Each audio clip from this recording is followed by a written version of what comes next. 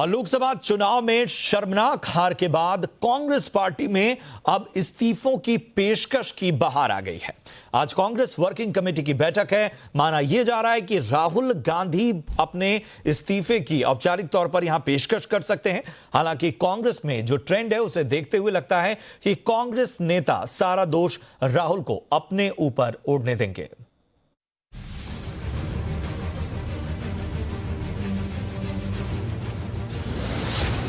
कांग्रेस की बैठक, मंथन या इस्तीफा, चुनाव हारे अब इस्तीफे के सहारे। ये मानना पड़ेगा कि इस चुनाव में नरेंद्र मोदी जी और बीजेपी जीते हैं, तो मैं उनको बहुत बहुत बधाई देता हूं। मोदी लहर में जैसे ही कांग्रेस पार्टी और उसके उम्मीदवार ताश की पत्तों की तरह भर कर गिरे, पार्टी में हलचल होने लगी। हार की जिम्मेदारी लेते हुए इस्तीफों का दौर शुरू हो गया। मतलब पार्टी में घबराहट दिख रही है और ऐसा राहुल गांधी को पहले से ही एहसास था। जो हमारे लीडर्स हैं, जो जीते हैं, जो हारे हैं, उनसे कहना चाहता हूं, घबराने की कोई जरूरत नहीं है। डरो मत, एक साथ हम लड़के अपनी विचारधारा को जिताएंगे। बिल्कुल कोई कॉन्फिडेंस नहीं खोना है आपको।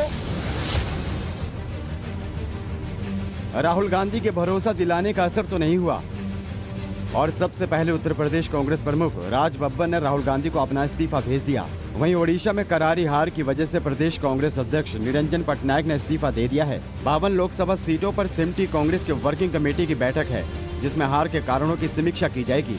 इस बैठक में राहुल गांधी के अलावा सोनिया गांधी, पूर्व प्रधानमंत्री मनमोहन सिंह, महासचिव प्रियंका गांधी वाड्रा और कार्य समिति के अन्य सदस्य शामिल हो सकते हैं। इस बात की भी संभावना है कि इस बैठक में राहुल गांधी इस्तीफा दे सकते हैं। अभी तक चुनावी रैलियों में जमकर पीएम के लिए आपत्तिजनक भाषा का इस्तेमाल करने वाले राहुल गांधी अब प्यार की भाषा बोलकर खुद को सांत्वना तो दे ही रहे हैं। प्यार कभी नहीं हारता है, प्यार हारता नहीं। 2014 में समीक्षा, 5 सालों में 8 सीटों का फायदा। आज कांग्रेस वर्किंग कमेटी की बैठक होगी। भले ही कांग्रेस के नेता कह रहे हैं कि हार के कारणों की समीक्षा होगी, लेकिन ये समीक्षा कितनी सटीक होगी कहना मुश्किल है। 2014 के चुनाव में करारी हार के बाद कांग्रेस ने समीक्षा की बात की थी और तब कांग्रेस ने 44 सीटें जीती थी और बीते 5 सालों में समीक्षा का असर ये हुआ है कि पार्टी की सीटें 8 बढ़ी और 52 तक पहुंची। 2019 के नतीजों ने कांग्रेस को तो बुरी तरह हिलाया ही, उसके दोस्तों को भी कहीं का नहीं छोड़ा। बिहार में कांग्रेस तो फिर भी एक सीट जीत गई, लेकिन लालू यादव की आरजेडी को कुछ हासिल नहीं हुआ। इसलिए सारी सीटों का हिसाब होने के बाद फिर से सीटों की जंग शुरू हो गई है, जिसमें महागठबंधन बिखरता हुआ नजर आ रहा है। बिहार में लालू फैमिली के ओवर कॉन्फिडेंस ने कांग्रेस का कबाड़ा किया। यह राहुल गांधी की नेशनल नाकामी लालू की पार्टी पर भारी पड़ी। महागठबंधन में एक दूसरे के कपड़े फाड़ने का दौर शुरू हो गया है। कांग्रेस के सदानंद सिंह ने कहा कि दुर्गति इसलिए हुई क्योंकि आरजेडी ने कांग्रेस को ज्यादा सीटें नहीं दी। 14 से हम 11 पर आए, 11 फैसला हो गया तो 9 पर आ गए और इतना कम समय बचा कि नॉमिनेशन के बीच में हम समझौता कर पाए और उम्मीदवारों की चयन की। कांग्रेस नेताओं ने इशारों में कहना भी शुरू कर दिया है कि जाति कार्ड बुरी तरह फेल हो चुका है। ऐसे में आरजेडी से पीछा छुड़ा लेने में ही समझदारी है। बिहार में लोकसभा चुनाव का स्कोर 39 पर 1 रहा है। 39 सीटें एनडीए ने जीती।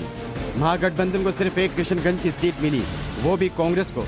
लालू यादव की आरजेडी का 17वीं लोकसभा में कोई नाम लेने वाला नहीं रहा।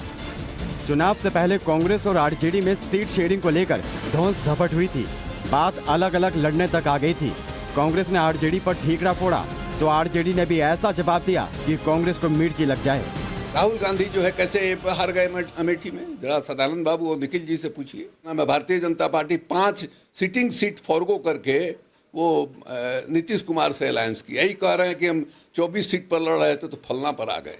क्या है भाई, मतलब आ गए। तेजस्वी जो है प्रधानमंत्री बनते कि प्रधानमंत्री आपके मैंने राहुल गांधी को ही बनाने की बात हो रही है।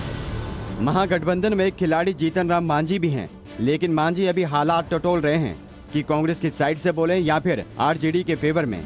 हम लोगों को बैठ करके विचार करना चाहिए और उस बैठक में हम लोग समीक्षा उपरांत ये तय करेंगे कि आखिर आगे का स्टेप क्या होगा। महागठबंधन में एक और पार्टनर उपेंद्र कुशवाहा की आरएलएसपी भी कितने दिन रह पाएगी कहा नहीं जा सकता, क्योंकि सामने आ गया है कि कुशवाहा का वोट यादवों को ट्रांसफर नहीं हुआ है। कुल मिलाकर लक्षण ठीक नहीं दिखते। 2-3 दिन बाद समीक्षा बैठक में बर्तन फूटने के पूरे आसार हैं।